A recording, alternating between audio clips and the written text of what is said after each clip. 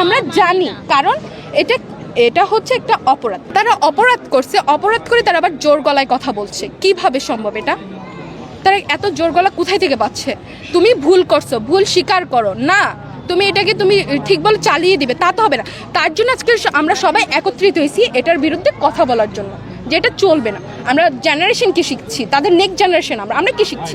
এখান দিয়ে যাচ্ছিলাম, এখানেই বসা ছিল উনি বসা থাকা অবস্থায় ওখানে দুটো মেয়ে স্মোকিং করতেছিল। তখন এখানে কিছু বাচ্চারাও খেলতেছিল, ওরা বলা বলি করতেছে, দেখো এই দুটো মেয়ে সিগারেট খেতেছে। তখন ওই চাচা আগায় এসে বলছে যে বাবা এখানে আমার বাচ্চারা খেলতেছে, এটা আমাদের পরিবারের লোকজন এখান থেকে যাওয়া আসা করে, এখানে প্রকাশ্যে ধূমপান করো না। বললেই সে খুব উত্তেজিত হয়ে যায়, আমার টাকাতে আমি খেতেছি, আপনার কি?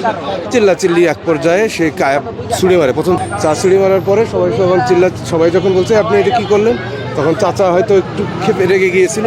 তারপরে কাপ ছুঁড়ে মারছে, কাপ ছুঁড়ে মারলে তার এইখানে বেশ একটা ইনজুরি হয় এবং রক্ত তার শরীরে জামাও রক্তে ভিজে যায়। তারপরে আমি ওনাকে কিছু সময় পরে ইনস্ট্যান্ট একটা ট্রিটমেন্ট দিয়ে ওনাকে সরদ্দিতে নিয়ে যাই।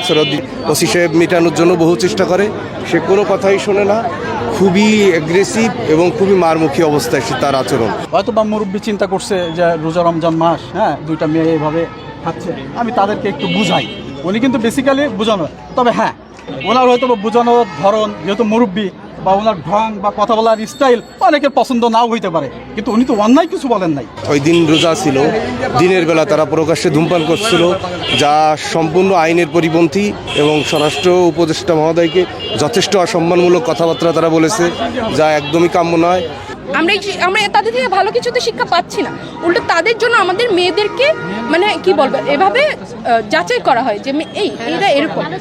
বিশেষ করে তাদের এসব কর্মকাণ্ডের জন্য যারা হোস্টেলে থাকে তাদেরকে বেশি মানে গ্রামের মানুষ তাদেরকে ভালো চোখে দেখে না। তারা পড়তে আসলেও বলে ও তো শহরে যে এইসবই করছে, কারণ কি তারা এইসব করছে, তারা এসে দেখছে। তো আমি এটাই বলছি যে প্লিজ অযুক্তিবাদী কথা নিয়ে কখন আপনারা আন্দোলন করবেন না, কারণ এটার পক্ষে আমরা থাকবো না। তার জন্য আজকে আমরা সবাই একত্রিত। We are the small juniors. What should we learn from this society?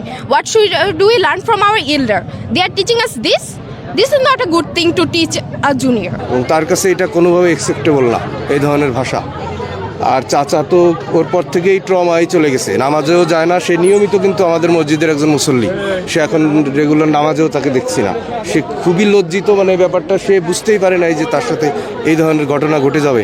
এইটুকু একটা মেয়ে তারা চাচার সাথে খুবই গালাগালি করছে চাচাকে, এবং সে একদম ট্রমার ভিতরই, সে কারোর সাথে কথাও বলে না, আমাদের সাথেও খুবই একটা কথা বলে না, সে বাসার থেকেই বেরোয় না, সারাক্ষণ শুয়েই থাকে। সে নিয়মিত নামাজও পড়তেছে না, যে 5 ওয়াক্ত নামাজ পড়ে, তার নিজের সামনে নার্সারি আছে, প্রতিদিন গাছে পানি দেয়, গাছ দেখাশোনা করে, সে টোটালি বাসা থেকে বেরোচ্ছে না, সে সম্পূর্ণ একটা ট্রমার ভিতর চলে গেছে। আর তারপরে তারা এখানে মিছিল করছে, প্রকাশ্যে ধূমপান করছে, মানে এখানে আমাদের বৃদ্ধাঙ্গুলি দেখায় তারা এগুলো করে গেছে এখানে। এরপর থেকে সে আরও অসুস্থ, এই ব্যাপারটা মানে সে সুইসাইডের অবস্থায় চলে গিয়েছিল। সে এরকম একটা অবস্থা এই বয়সে এসে, যে আমি কি করলাম, আমার জন্য আজ এতগুলো মানুষ হেনস্থ হচ্ছে, আমাদের এখানে সাংবাদিক আসতেছে, বিভিন্ন মানুষ আসতেছে, মেয়েরা এসে এখানে ওপেন সিগারেট খেয়েছে, এরা মিছিল নিয়ে গেছে, আজে বাজে কথাবার্তা বলছে চাচাকে নিয়ে।